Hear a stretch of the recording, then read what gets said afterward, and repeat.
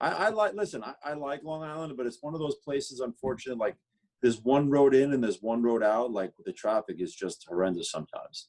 I know all you city guys say the same thing. No, I like it though. I like Long Island. I went there all the time as a young kid.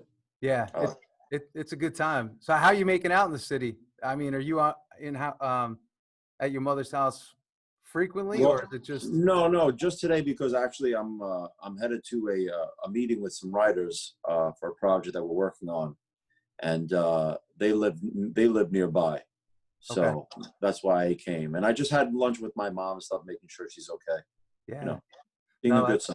that's great. Yeah, that's what we have to do, right? Absolutely. So I was going to tell you, I know we were tweeting back and forth, but I came across you you on the making of the mob, and I really enjoyed it. My wife's father is in, my father-in-law is in Hollywood, and we just enjoyed watching it. And I said, let me reach out just to hear about your background and learn a little bit about you. But I also wanted to ask you, did you always want to be an actor? Was that a dream of yours, or is there something beyond that? No, that was from a very, very early, well, from the day I was born, almost. There was someone waiting in the hospital for my parents when I came down as a baby, Hmm. and they put me on the label of a Gerber baby food. Oh, So wow. I was a Gerber baby.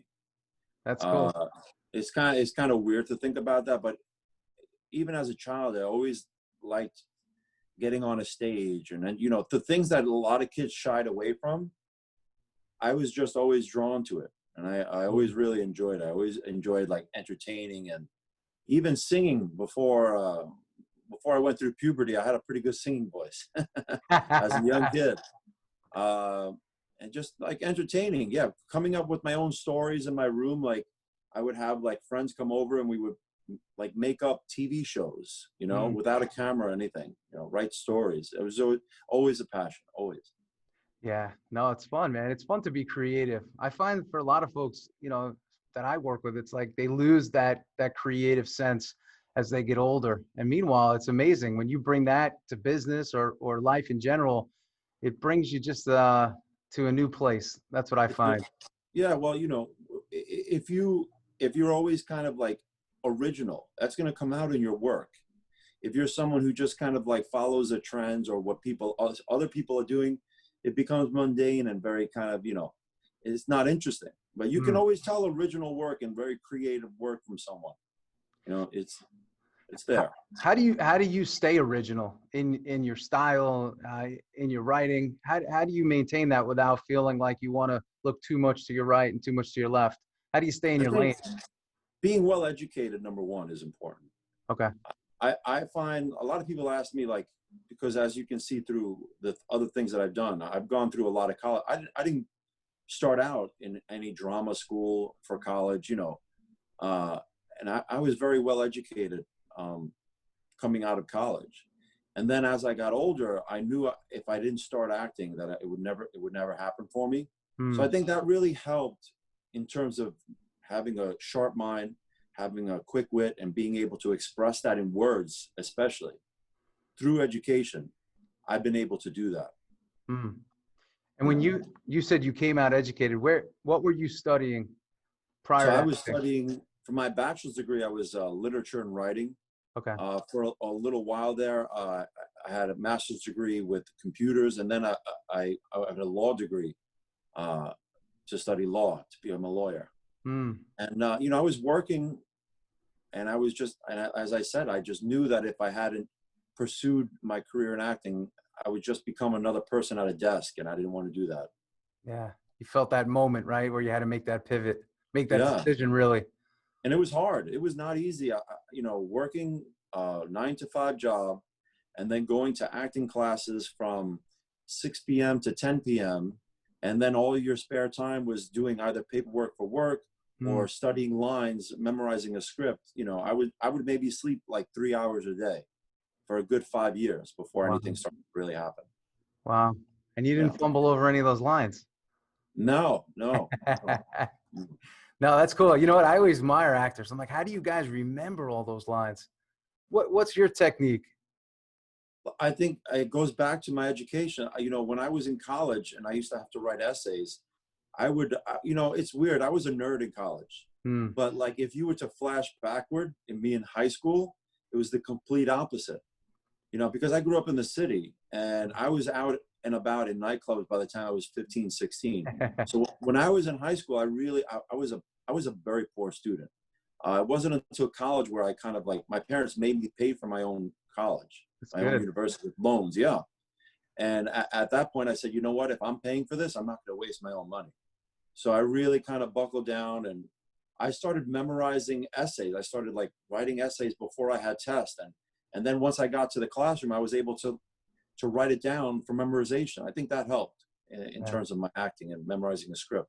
Okay, that's cool, man. How did your parents feel about you going into acting? I mean, you know, you were following this sort of traditional path of, you know, I'm going to be a Yeah. lawyer and, you know. Yeah. Well, the thing is, like, both my parents worked and retired from JP Morgan Chase after 35 plus years. Wow. Like, I have two grandfather clocks in my house because after 30 years, they give you a grandfather clock. So there's two of them. My brother's like a CFO of an insurance company. My sister was a lawyer. So I was kind of like, I don't know if it's called, if I want to call it a black sheep, but I was always the one that wanted to be creative. So I didn't tell them for a while until Mm. I actually had something to tell them. And you know, they were a little bit scared at first, but I think once they saw my work, I think they were probably relieved. Yeah. Yeah, Hey, there's a lot of gambling when it comes to acting. You know, you're absolutely. risking a lot. It's you know, it's definitely that atypical career path, and you got to get that break. And you know, I'll be honest, there are a lot of good actors who don't get an opportunity because I really feel that in terms of who you know, it's more of who you know than what you know, Hmm. and I think that's really doing a disservice to the entire film and TV outlet because there's a lot of bad work out there. Yeah. But somehow these actors just and these people, they're able to keep putting out bad work, and you know, I would think I consider myself lucky for what I've been able to do. I really do. Yeah. Do you think that's, I mean, the industry is more about turning out work than quality, maybe as opposed to 40, 50 years ago? Has your industry Absolutely. changed? Yeah. I mean, when I think about the movies that they made in the 80s and the 90s, it was such better story. It was such better script writing. The Mm. acting was so much better. And I feel like a lot of what you have today is visual effects. It's Mm. a lot of the same story with different costumes. You know, I'm not into the Marvel series, the superhero movies. I'm just not into it. And I was when I was younger, but I need something to think about. I need something real, a story. You know, Yeah. What are some of your faves that have come out lately? that have come out lately. Ooh, that's a tough question. Lately, I'll stretch it out like last 10 years. Oh, wow. You know, for films, there have been a bunch of films that have been good. Uh, I can't really think of one because I'm trying not to sound not to just to name something just for the sake of name, but let me think about it. I'll come Yeah. back to that. No, that's cool, man. I get it. So I'm sure that inspires a lot of your writing. I know for me, I coach a lot with a chip on my shoulder because I see a lot of the crap that's out there too. And I never want to be that. So it's even in the way I write books as well, it's the same thing. It's always trying to find that original content. And I'm inspired by a lot of the garbage that I see because I want to be that much better than everybody else. Do you find that Mhm. that inspires you to write great stuff and just come out differently? Yeah. Well, look, you know, we both work in a field where you can't do anything else besides that. We both work in a field where, like, if you want to be successful, you have to forego most of your personal life. You can't have really any social life, like professional athletes, actors. That is all you can do. So in that sense, sometimes you become too saturated, and I think a little bit like you're getting it from all ends, which is kind of bad.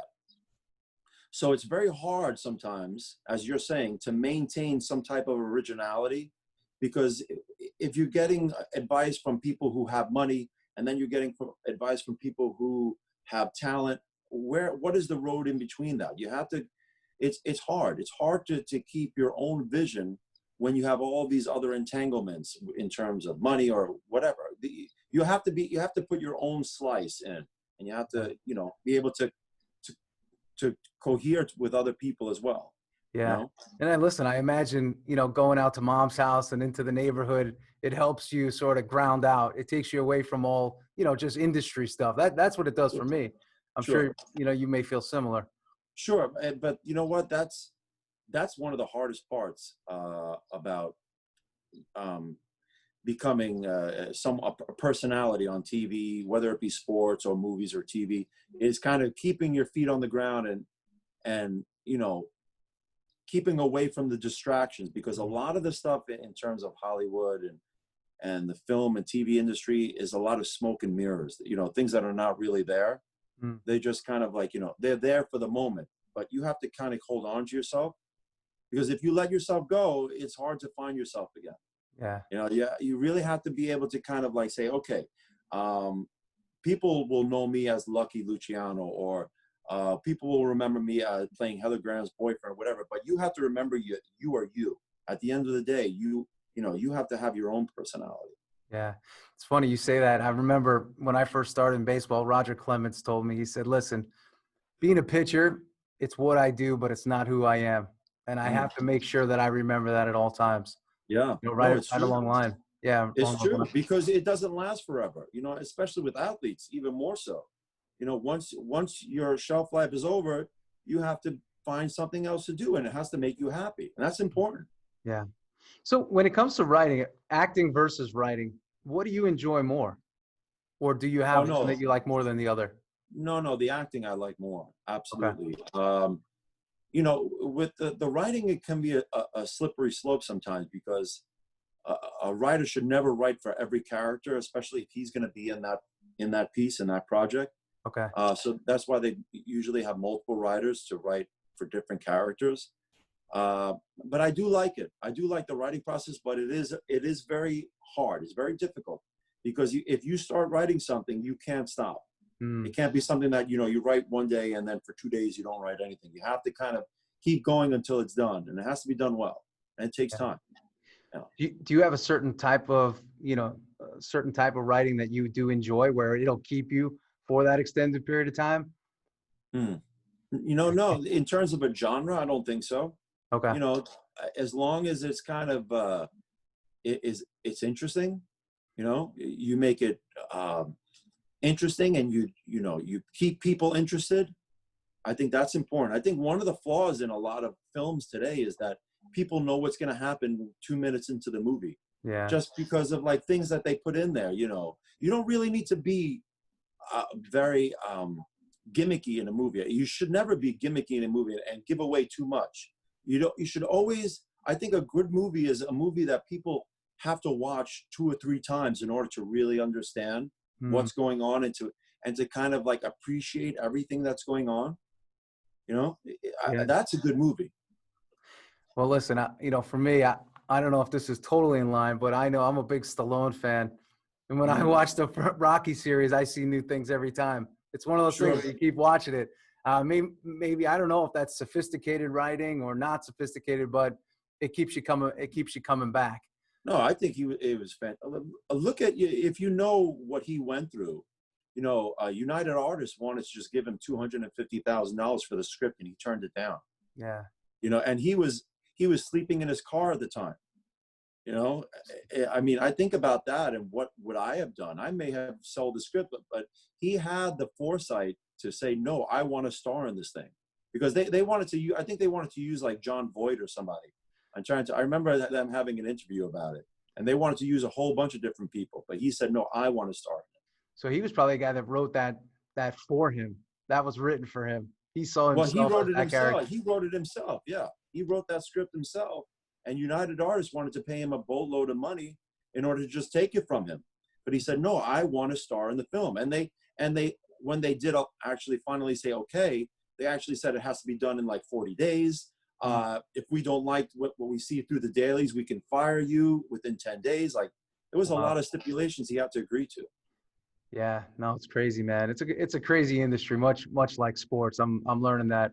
Right. So for you, how was it playing Lucky Luciano? That seems to be a pretty exciting part. Yeah, it was great. I mean, if you know anything about where I grew up and who I grew up around, it was kind of it was a role that was fit for me, you Hmm. know, because I had grown up around people like that. Uh, but the weird thing is that I was very close to certain people as a young child. So you get to kind of see the intimate side of them, not the romanticized part that you see on TV. You get to see what they're really like. Hmm. So to be able to play someone as original as Charlie Luciano, who, when you think about it, and I actually learned a lot of things about him that I never knew. He was such an intelligent and, he really did things the right way. The people before him only used Sicilian people Hmm. in their organization. And Lucky Luciano's right hand man was Meyer Lansky, a Jew whose parents were from either Russia or Czechoslovakia. I can't remember. And he really understood the smart way of doing business. Not just being a gangster. Yeah. Did you do a lot of? I'm sure you did a lot of studying of him and his character prior to. I did a little bit, but I never wanted to. The worst trap an actor can fall into is try to mimic somebody. Hmm. What you really need to do is understand the conditions that they were living in, what they were dealing with in their personal lives, and kind of like attach that to something that you've already been through, Okay. and just deal with it in your own way. And the camera will bring that about to the audience itself. You don't need to do, excuse me, you don't need to do that for the camera. The camera will do that all on its own. That's pretty cool. Yeah. How is it working with? I'm just thinking about, as an actor, I'm sure you get in this mindset, and you have your way in which you're going about things. But how is it working with maybe other cast members that have a different way? I mean, is it hard? Like, I think in sports, right? We all play together and we all kind of know what everyone's doing. But I can imagine in your industry, there's people that kind of have their own, just really their own way of doing it. Yeah, no. And I honestly, aside from one actor who was maybe like 1 or 2 days that worked with us, everyone else, we were like a family, honestly. That's cool. The main characters, the guys who played Meyer Lansky, Frank Costello, Bugsy Siegel, all those guys, um, we were all very close, all of us. And as I said, aside from even the day players, aside from one actor, we were all family. And it helped so much when, as you said, to work as a team. It really helps because you want to see the other actors do as well as you're doing. Hmm. So there were times where, the director would say, how do you feel about saying it like this? And sometimes I would say, you know what, why not give that line to him? So we were helping each other, really kind of like, helping each other's parts, because that's what makes a film, not just one actor, but the entire team. Yeah. Do actors spend a lot of time connecting off camera, going to dinner, doing things like that, or is it still Sometimes, very independent? yeah, sometimes they do. I've been on sets where it's not like that, but Okay. this was not like that. We were all hanging out afterwards. We were filming in West Virginia. Okay, Mm. it doesn't look like West Virginia, but what they did was they took an entire street and they made all of the street signs to look like the 1910 and 1920s Oh, that's of cool. downtown New York City. And so we were in West Virginia in these hotels, and we were always hanging out. And we were, as I said, we were very close. And I think that helped. I think you see that in the production of how we can kind of anticipate each other's feelings and things that we were going to say. A lot of the times we were off script, to Mm. be honest with you. We Yeah. were just we were talking to each other, which was great. Yeah, that's pretty cool, man. I would just imagine it to be difficult. Being an actor, again, I have this, I always compare it to sports, but like we know who we're playing against, we know who's on our team. For Right, you, you're like this independent guy that gets hired and it's like, hey, be here and here's who you're going to play. And here's right. all these people you may have never worked with anybody. I mean, I'm sure it takes a lot of confidence to do that, to just show up and, you got a lot of trust in yourself and your ability. Right. You have a lot, for me, as the lead actor, you have a lot weighing on you, because when you're hired as a lead actor of a TV show or a movie, if it doesn't do well, it's on you. Yeah. So it's on you to make it go to do well. You know, it's really on your shoulders to make sure that you do everything you can, because you're almost in every scene. Mm. You're working every day. You never have a day off. So it's really up to you to make sure that you don't just send it home, that you're there and you're present for every line, for every scene. And that's what I did. I made sure that it really went well. How did you like that pressure? I do like it. I'm one of those people who actually, I do better under pressure. But I will say that it does get to you psychologically. There were times where I was sleeping in the hotel and my brain was never shut off, because I was dreaming that we were filming. Like I could hear like people say action in my dreams. So it never turned off. And it kind of stayed with me even for a few weeks after we were done. So I like the pressure, but believe me, it's there. It's always there. It's interesting. I spent a lot of time, again, working on the psychological side with guys. How did you turn it off? Because over time, if it keeps staying on, you may feel physically and just depleted from an energy standpoint. Absolutely. Absolutely. But you have, you take that time, like you come back to the city and you don't, your agent, your manager doesn't schedule any auditions for a week or two. You take your time and you rest. I think rest is the main thing. And also, as you know, I'm always big into exercise. So you go to the gym, you run, you let out some stress, and then, you get back to normal. Yeah. I wanted to ask you about that, just your overall routine. Is that something day to day? You're physically training yourself every day, a couple days a week? No, every day. I usually go to the gym at least 6 days a week, if not 7. When I'm really going crazy, not only do I do my own routine, but sometimes I'm a big proponent of circuit training. So sometimes I'll do like the women's classes, like the kickboxing classes and stuff, because I feel constantly having your body in motion and active is great. And of course your diet. I take a probiotic every morning, and I try to eat clean food. I eat fish. I don't eat fast food. I've always been like that. I've always been very into athletics and sports and going to the gym. Yeah, no, that's cool, man. You have to. It's competitive. I think people don't realize that about what you do, that there is a competitive element to it. They see it as just, they go see the movie or they go see the show, but they don't realize what goes into that practice, prep, physically, mentally. And physical activity is the biggest challenge, because you're challenging yourself. You're really putting your own body to the limit and seeing what you can do, rather than competing with someone else. When you're at a gym or you're getting your body in shape, competing against yourself is really, really difficult.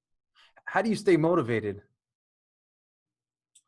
I try to be happy about it. I try to make going to the gym a happy kind of activity. And instead of thinking of it as, I got to go to the gym, I try to say, you know what, I'm going to the gym, and I'm happy about it. Yeah. I think putting yourself in a good state of mind is key. Yeah, priming yourself before you start your day. Sure. So this is something I find interesting about your industry as well. I mean, there could be periods of time when you don't work. Oh yeah. How do you deal with that? Because I could see that being emotionally taxing. I mean, listen, there's finances attached to this. It is a business. It is a job. I mean, how do you keep yourself mentally even during those downtimes? Writing is good. Okay. Keeping yourself busy with other things that you like to do. I like to cook. As I said, I like to write. You got to keep yourself busy, because if you don't, you're going to sit in front of the TV all day and you're going to eat junk. Sometimes I like to travel. I'll go visit friends. Just keeping yourself busy. Like find things to do for yourself. Even if it's things around the house to paint a room or something like that. Yeah. Just find things to do.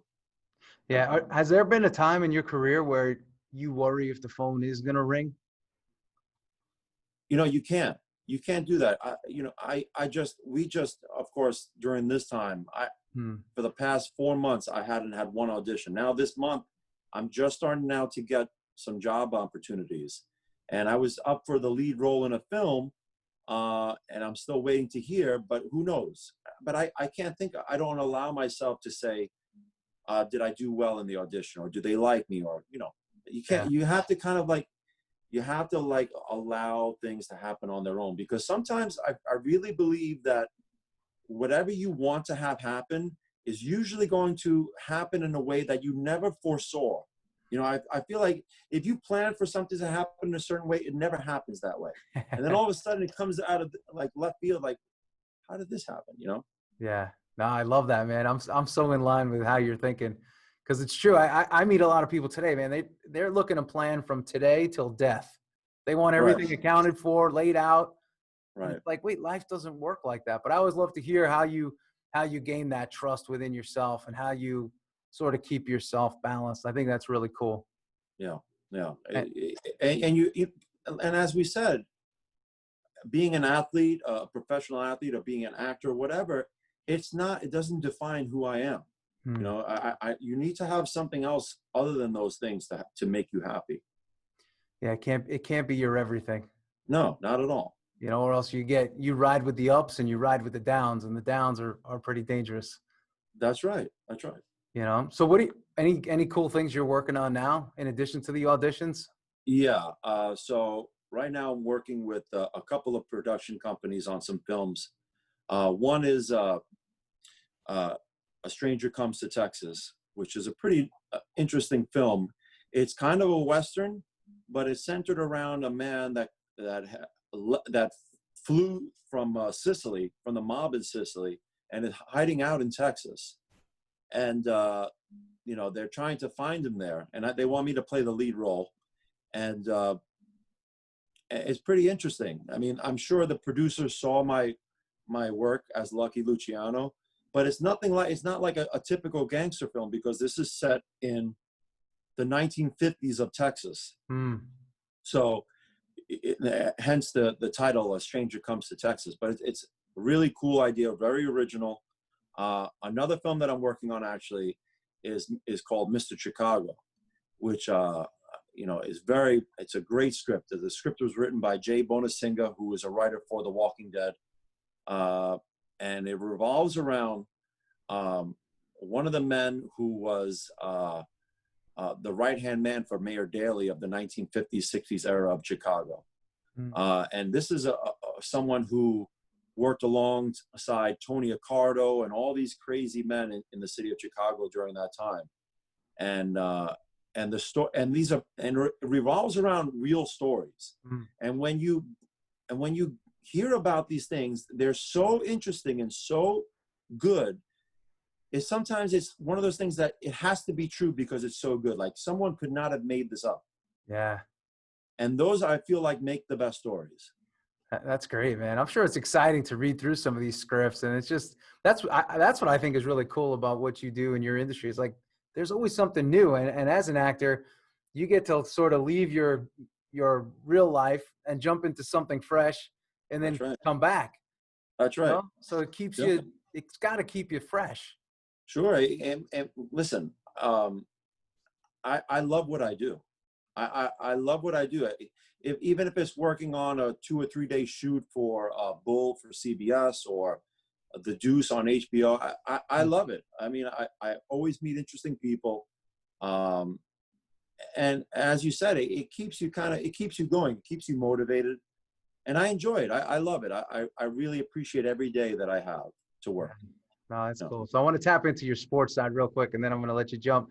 sure. I call this show the Becoming a Champion show, and I always love to ask my guests, what does the word champion mean to you? Wow. You know, I really feel that you set goals for yourself. I'll give you an example. I had never golfed before in my life. And I feel that baseball and golf are probably the two hardest sports to play in this world. Definitely. Uh, and I was an amazing baseball player as a young kid, but I had never golfed before.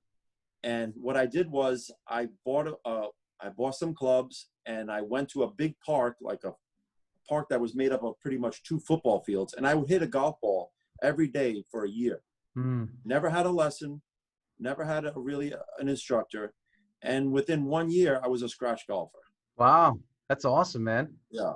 So I consider myself a champion for that, because I motivated myself to go every day to practice, to play, not only like driving the ball, but, putting and chipping and, using your irons. And, I think if you have a vision and you want to do something, anyone who's willing to go out and get it and actually do the work to get it, that's a champion. Yeah. And it sounds like, just kind of coming full circle, it's another thing you became a student of. Right. Golf, Absolutely. you know? Absolutely.